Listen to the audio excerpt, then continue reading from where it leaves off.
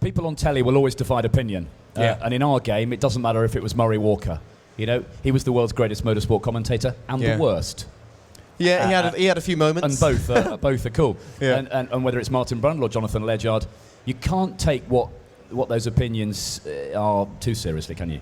No, but I think you do have to listen to them. I think it can be dangerous sometimes because people that produce television are television experts. So for them to say, I'll tell you what, we'll let everybody else make the decision. I'll go on to the internet or I'll go on to Twitter and see what people think. But I think you do have to take that into account. I mean, one of the things, people often moan and go, oh, yeah, I see you holding that bloody iPad. Yeah, how much money are you making from it? Where is it? I haven't got it with me today. But the reason for me having that is that previously I had a clipboard and that was fine, and I had my script on there exactly like that, and people always say, well, you don't look down at it, you never look at it. But what I do is I stand there and I do my link to the next VT, and then as soon as I've done that, I'm then looking at the pad and I'm working out what I'm saying and all of those sorts of things. But what's great is that often I'm watching a Grand Prix, and Germany is a perfect example. So the Ferrari swap on the track in Germany. At the time where we were watching it from, there was a bit of outcry, and Eddie was giving his usual, this is just disgusting, something's got to be done. Was it that articulate? Almost. Yeah. Almost. It was a bit garish. I was just looking at the shirt. I could... and the trousers. Yeah, and the trousers, tight. And he was going on and on and on. He wears tights? Apparently so. Oh, God. Yeah, they look like tights, don't they? And it was only when I went onto Twitter that I saw that I had about 20,000 messages from people at home saying, this is just wrong, we don't like this, us Formula One fans. And so then straight after the race, we made sure that we reflected their thoughts. We got Stefano Domenicali, and I put a couple of questions from Twitter to the guys at Ferrari. And it's a really good way of gauging the opinion. So I think that social media is a fantastic way of knowing what people think of your coverage. And if people on Twitter and people on the internet are anonymously writing, Formula One is great, but I wish Jake Humphrey would bugger off, then you'd eventually have to listen to that and I suppose react to it. But, people seem happy so far, so, while they're happy, I'm happy, really. When you reflect on your first 2 years in the job, do you think, wow, Jenson Button, 6 out of 7, British world champion, 2010, thousands of drivers in with a chance of the title at the end. You've been lucky, haven't you, with 2 Yeah, we're really lucky. Yeah. If you'd come in 2002, you'd have hated it. Yeah, giving the title to Michael halfway through the season. I mean, I remember going for dinner. When I first got the job, I went out for dinner with Steve Ryder, who was obviously my predecessor. And he sat back and he went, well, the good news is you'll never have a season as good as the one that we've just had. That's why I'm happy to sign off. And then we went and had the amazing sort of Brawn season where fantastic things happened and Jenson won all those races. And then, the youngest ever world champion, Sebastian Vettel. And I think the one thing about our coverage that I really enjoy and that people at home seem to like is that previously you'd finish the show, they'd spray the champagne, you'd stand in the pit lane, you'd say goodbye. And now we have this red button F1 forum. So after Mark Webber won in Monaco, we had Mark Webber live after he jumped off the Red Bull barge, which is about as high as the roof in here, and straight into the harbour. Thankfully, he came out okay and we interviewed him. And equally, when Jenson won the title, we were in the garage on the red button with all of the engineers, and when Sebastian won the title, we sent Eddie in. Because he's a bit littler, he can get through the crowds, you see, and grab drivers and grab people. So I often send Eddie off on errands. And it's great to have that opportunity to have that red button and to have that slightly more relaxed way of approaching the coverage. That means we can hopefully give everyone here a little bit more of an insight into Formula One. EJ's interview that wasn't with Dietrich Mateschitz. Oh, brilliant. Brilliant. My highlight classic. Of 2010. This man's never done an interview before, and he still hasn't done an interview. We did remind him afterwards that in an interview you must ask a question. It's essential to an interview. And he's taken that on board. And Eddie's going to have a more expanded role this year. And I think the sort of changes that people have heard about in the F1 team are really strong because, it gives Martin an incentive to go out there and do something a bit different. Since 97, he's been doing the co-commentary role, and this will be very different for him. So I think, from having spoken to him, he's really, really invigorated and excited about it. David, obviously, up into the commentary box. And it means that I'll have more time with Eddie. So Eddie's also going to have to work and expand and improve, and I think we all are going to take on bigger roles, and I think it's good for the season. I really want 2011 to be the best F1 coverage the BBC's ever provided. Will wardrobe pay closer attention? Oh, I hope so. I can't do it anymore. The trousers are absolutely terrible. I know. I said to them, if you're going to wear white jeans, they do it on purpose. Just wear nothing. Don't come on air with those. I have to remind them there are people at home watching the television. I'm sure they do it on purpose. Is anybody like Eddie Jordan's and David Coulthard's trousers ever. I don't. Oh, suspect. Yeah. So, I hope that's your girlfriend. She likes them. I mean, we did go on air in Bahrain at the start of last season for a laugh, all wearing pink shirts. Because people kept on saying, oh, you always wear pink shirts, so we thought we'd do that. But they do. It's weird. They seem to turn up wearing the same clothes every race, and they claim that they don't speak beforehand, but I have a sneaky suspicion they do. It's very funny watching the three of you walk towards the camera in the pit lane with Eddie next to you.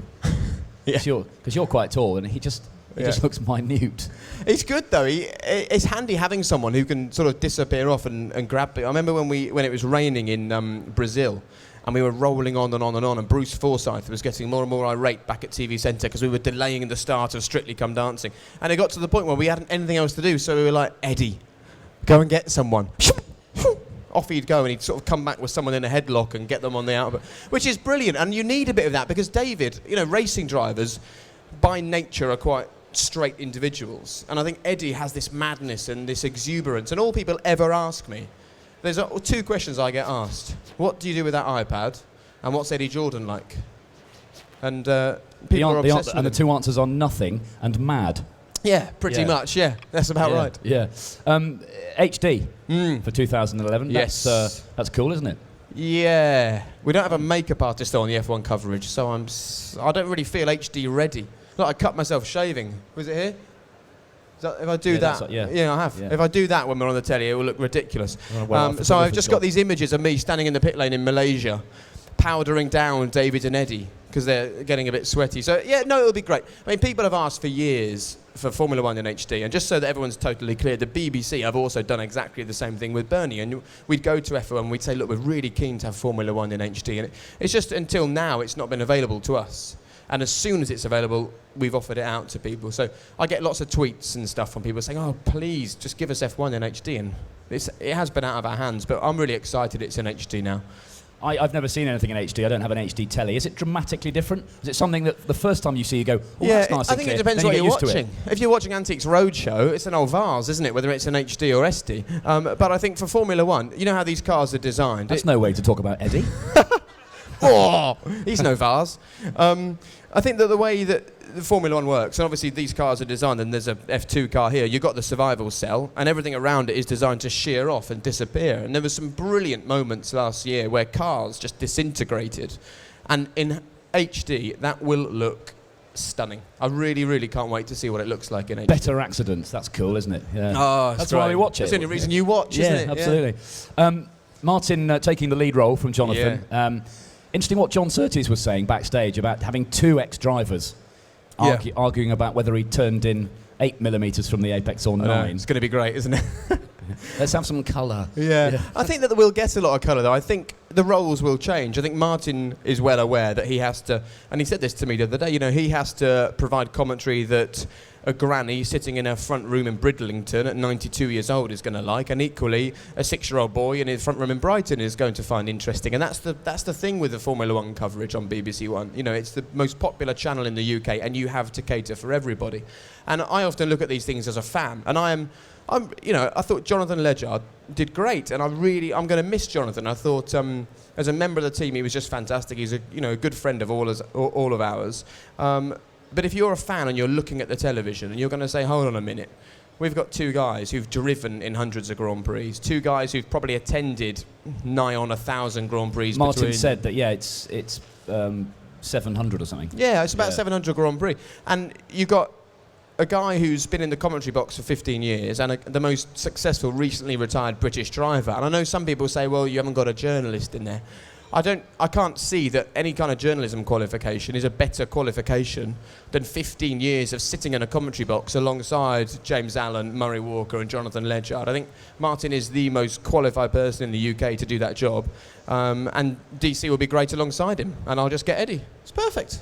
Martin has have you got just Eddie on his own? No, so what we're going to do, everyone keeps asking me this, the plan is that it'll be myself, David and Eddie at the start of the show, and we'll do right up until the grid walk, and then Martin will do the grid walk. If Martin finds that the commentary box is too far from the grid, then I'll probably do a bit on the grid with Eddie instead, and at that point the grid walk time, David will disappear off to the commentary box, and then after Eddie and I have spoken at the end of the race, David will come back down and join us, and then the F1 forum is always on the red button with the whole lot of us. So the changes are going to be subtle, but I think it's a brilliant team, a great lineup.